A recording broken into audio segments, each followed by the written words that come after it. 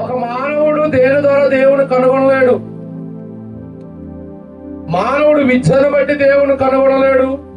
మానవుడు తెలివితేటలను బట్టి దేవుని కనుగొనలేడు. మానవుడుకున్న జ్ఞానాన్ని బట్టి దేవుని కనుగొనలేడు. మానవుడికి ఉన్నటువంటి పదవులను బట్టి, అతనికి ఉన్నటువంటి ఉన్నత స్థాయిని బట్టి దేవుడు కనుగొనలేడు. దేవుణ్ణి ఎప్పటికీ కనుగొనలేడు. కానీ మానవుడికి ఉన్నటువంటి గొప్ప అమూల్యమైన విశ్వాసాన్ని బట్టి దేవుణ్ణి చూడగలడు అని వాక్యాలు మనకి ఎన్నో బోధిస్తా ఉన్నాయి.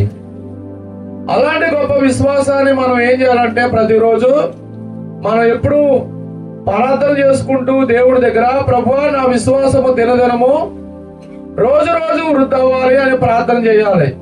అది చాలా మంచి మాట.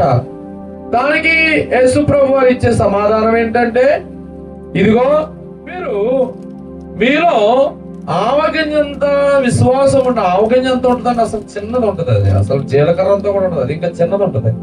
ఆవాలు ఉంటాయి, చాలా చిన్నదే. అంత విశ్వాసం మీలో ఉంటే చాలు. ఈ కంబల చెట్టు వ్రేళ్లతో, ఈ కంబల చెట్టును చూసి మీరు వ్రేళ్లతో కూడా పెళ్లింపబడి సముద్రంలో నాటబడమని చెప్పినప్పుడు అది మీకు లోబడను. అంటే విశ్వాసానికి అంత పవర్ ఉంది. నీవు బలహీనుడు అయినా,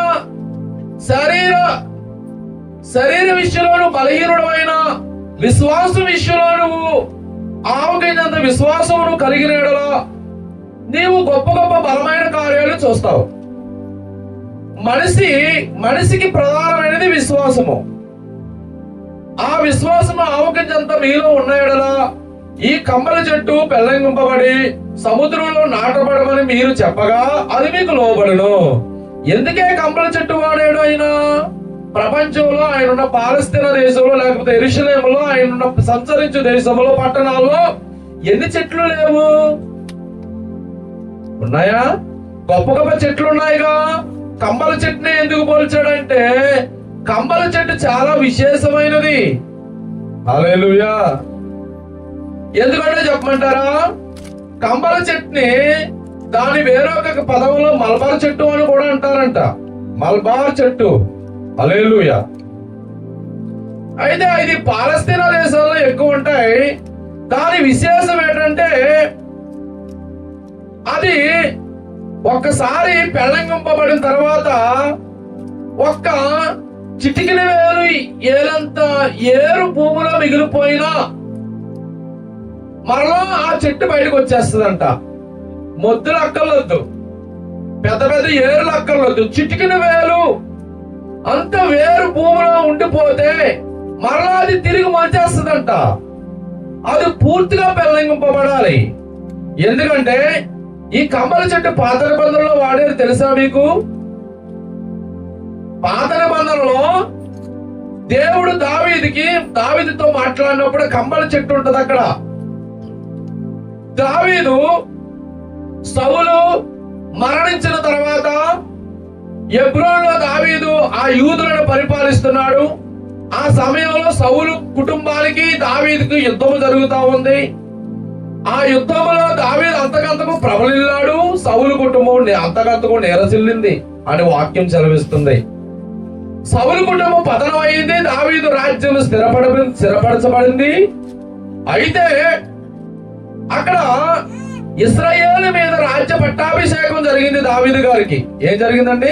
పట్టాభిషేకం. ఇశ్రాయేలు వాళ్ళందరినీ మళ్ళా పరిపాలించడానికి ఆ హెబ్రోనులో ఆ యూదులను 7 సంవత్సరాలు పాలించాడు. ఆ తర్వాత ఇశ్రాయేలీయులను యూదులను పరిపాలన చేయడానికి ఇశ్రాయేలీయుల మీద రాజ్య పట్టాభిషేకం జరిగింది. ఆ విషయాన్ని ఫిలిష్తీయులు విన్నారు. ఫిలిష్తీయులు విని ఆ దావీదు ఇశ్రాయేలు మీద రాజ్య పట్టాభిషేకం చేయబడ్డాడు, ఇశ్రాయేలు పరిపాలించడానికి వెళ్ళి ఆ దావీదును పట్టుకోవాలని ఫిలిష్తీయులందరూ రెఫాయీము లోయలోనికి దిగారు. అక్కడికి వచ్చి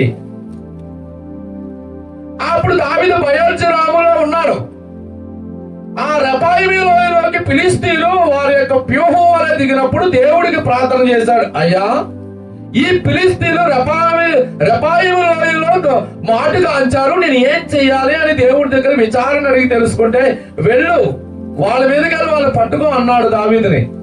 దావీదు దేవుడి దగ్గర దేవుడి చిత్తాన్ని తెలుసుకుని దేవుడు సలహా తీసుకుని ఆ రెఫాయీము లోయలో పొంచి ఉన్నటువంటి ఫిలిష్తీయుల మీదకి యుద్ధానికి వెళ్ళాడు.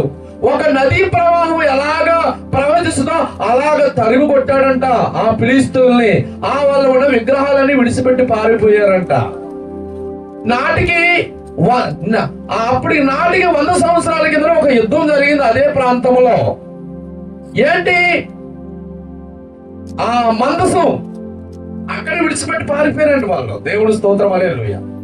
మరలా దావీదు కాలంలో యుద్ధం జరిగింది, వాళ్ళ విగ్రహాలను విడిచిపెట్టి పారిపోయారు. అయితే అంతటితో ఫిలిష్తీయులు, శత్రువు ఎప్పుడు కూడా ఒకసారి వచ్చి మాట కూర్చోడు. శత్రువు ఎప్పుడు పగ తీర్చుకునే వరకు మన చుట్టూనే తిరుగుతూ ఉంటాడు. చుట్టూ తిరుగుతూ ఉంటే ఒక ఆధ్యాత్మికమైన మనము దేవుని బిడ్డలుగా నువ్వు వాడిని జయించాలంటే ఎక్కువ దేవుడితో సహవాసం చెయ్యాలి. ఎక్కువ దేవుడి చిత్తాన్ని అడిగి తెలుసుకోవాలి. ఎప్పుడు దేవుడికి ఆయన చిత్తాన్ని తెలుసుకుని ఆత్మ నడిపింపు ద్వారా నువ్వు బయలుదేరి వెళ్ళాలి తప్ప స్వతహాగా వెళ్ళావంటే నీ బండి బోల్తా పడుతుంది. హల్లెలూయా. చూడండి, మళ్ళా రెండవసారి ఫిలిష్తీయులు అదే రెఫాయీము లోయలో మళ్ళా యుద్ధానికి వచ్చారు. బయల్జెరాములో దావీదు ఉన్నాడు. దావీదును మళ్ళా దేవుడికి ప్రార్థన చేశాడు. దేవుడికి ప్రార్థన చేస్తే చారు నువ్వు ఎలా వెళ్ళదు, చుట్టూ వెళ్ళు అన్నాడు. చుట్టూ వెళ్ళి ఎంతగానో అక్కడ కమ్మల చెట్టు ఉంది, కమ్మల చెట్లు ఉన్నాయి. కమ్మల చెట్లకు కోణాల చప్పుడు వినబడినప్పుడు యెహోవా దేవుడు యుద్ధానికి బయలుదేరుతున్నాడని నీవు ఆ సైన్యములకు వెళ్ళి పట్టుకో అన్నాడు. ఎందుకంటే చెప్పమంటారా, ఆ యొక్క కమ్మల చెట్టు యొక్క కోణలు చప్పుడు భయంకరంగా వస్తాడు. అంత గొప్ప చెట్టు అది. దాని ఆకులు చప్పుడే ఏదో భయంకరంగా వస్తుందంట. సైన్యములు కదివది యెహోవా దేవుడు యుద్ధానికి బయలుదేరినట్టు ఆ సౌండ్ వస్తుందంట. అది అంటే కమ్మల చెట్టు సౌండ్ అలా ఉంటుందంట. అది దాని ఆకులు చెప్పుడే గంభీరంగా వస్తుందంట. హల్లెలూయా, ఎంత గొప్ప చెట్టు అది. అయితే ఆ యేసు ప్రభు ఆ కమ్మల చెట్టుకు మీ విశ్వాసము ఆవకిందంట. విశ్వాసం ఉంటే ఆ కమ్మల చెట్టు వేలతో సహా పెళ్లింపబడి సముద్రంలో నాటబడని చెప్తాడు, మీకు లోబడని చెప్పాడు. అయితే మరి నీకు ఆవకిందంత విశ్వాసం ఉన్నట్లయితే కమ్మల చెట్టు లాంటి శ్రమలు నువ్వు నీ మీద వచ్చి పడినా నువ్వు వాటిని పెళ్లించగలవు. కమ్మల చెట్టు లాంటి శ్రమలు వస్తాయి మన మీదకి. హల్లెలూయా. క్రైస్తవుడి మీదకి శ్రమలు ఎక్కువ వస్తాయి. క్రైస్తవుడి మీదకి శ్రమలు రావని వాక్యం చెప్పట్లే. ఆ శ్రమలను నువ్వు పెళ్లించాలంటే నీలో విశ్వాసము గొప్పదై ఉండాలి. విశ్వాసము ద్వారా నువ్వు గొప్ప కార్యాలు చూస్తావు. ఈ రోజు మనకి విశ్వాసం తక్కువ. ఈ రోజు మన విశ్వాసం పొడి విశ్వాసము. ఈ రోజు మన విశ్వాసము ఎలాంటిదంటే అవకాశవాదులు. అవకాశవాదులు మన విశ్వాసం అలాంటిది. హల్లెలూయా. చూడండి, అయితే ఇప్పుడు ఈ కమ్మల చెట్టు లాంటి శ్రమలను నువ్వు పెళ్లించాలి అంటే నీలో విశ్వాసం ఉండాలి. నీ విశ్వాసం ఎలా ఉంది? చిన్న ఆటలుగా పడిపోతున్నావే నువ్వు. చిన్న ఆటలు చూసి నువ్వు పడిపోతా ఉంటే పెద్ద శ్రమ వచ్చినప్పుడు నువ్వు నిలబడతావా? హల్లెలూయా. నువ్వు నిలబడి జయిస్తే గనక ఈ పేరును పరలోకంలో తండ్రి అయిన దేవుని ఎదురు దూతల ఎదురు నేను ఒప్పుకుంటానంటున్నాడు ఆయన. హల్లెలూయా. ఈ మరి ఆ ఆత్మను కాక దేహాన్ని చంపే శ్రమలకు నువ్వు భయపడి విశ్వాసాన్ని కోల్పోయేలాగా ఉంటావా? ఆత్మను దేహాన్ని చంపే దేవునికి భయపడి శ్రమను గొప్ప విశ్వాసంతో జయించే దేవుని బిడ్డగా ఉంటావో ఒక తీర్మానం చేసుకుందాం మనం. ఈ రోజున క్రీస్తు పిల్లలుగా మనం కూడా ఆత్మను కాక దేహాన్ని చంపే ఏ శ్రమకు మనం భయపడొద్దు. ఆత్మను దేహాన్ని చంపే మన ప్రభువైన యేసుక్రీస్తుకు మాత్రమే మనం భయపడి మన విశ్వాసాన్ని కడవరి కాలంలో మనం జాగ్రత్తగా కాపాడుకుని దేవుని ఎదుట మనం గొప్ప చేయబడాలి. హల్లెలూయా. కాబట్టి ఒకవేళ మన విశ్వాసం బలహీనంగా ఉందేమో ప్రభువుని అడుగుదాం. ఆ అపోస్తలుడు వచ్చి మా విశ్వాసాన్ని వృద్ధి పొందించమన్నారు. ఈ రోజున మనం కూడా దేవుణ్ణి అడుగుదాం. నువ్వు ఒక సాధారణమైన విశ్వాసంలో ఉన్నావు. చాలా మంది నీ ఆత్మ నీకు బోధిస్తుంది నీ విశ్వాసం ఏ విధంగా ఉందో. ఒకవేళ నువ్వు లేకపోతే అవకాశవాదిగా నువ్వు బ్రతుకుతున్నావేమో, అలాంటి బ్రతుకు వ్యర్థమే. నువ్వు బ్రతికితే క్రీస్తు కొరకు బ్రతుకు, సరిపోతే క్రీస్తు కొరకు సరిపో. నులివెచ్చని జీవితాన్ని మన పొందు. అయితే ఒక రోజున ఆ లోకాన్ని జయించిన విశ్వాసమే గొప్పది. వారికి ప్రభువు గొప్ప ప్రతిఫలాన్ని అందరి ఎదుట మనకి సిద్ధపరిచించాడు. ఆ ప్రతిఫలం నువ్వు పొందుకోవాలంటే ఈ శోధన కాలంలో, ఈ ధర్మ విరోధి కాలంలో, క్రీస్తు విరోధి కాలంలో, అబద్ధ బోధన కాలంలో విశ్వాసముతో అనన్య మిస్సయ్యల అసర్య ఆ బబులోను దేశంలో ఈ దేవుని కొరకు నిలబడినట్టుగా ఈ నాటి తరంలో మనం కూడా క్రీస్తు కొరకు నిలబడే క్రైస్తవులుగా మారుదాం. స్తోత్రం చెప్దాం. పరీక్షించుకుందాం ఒకసారి.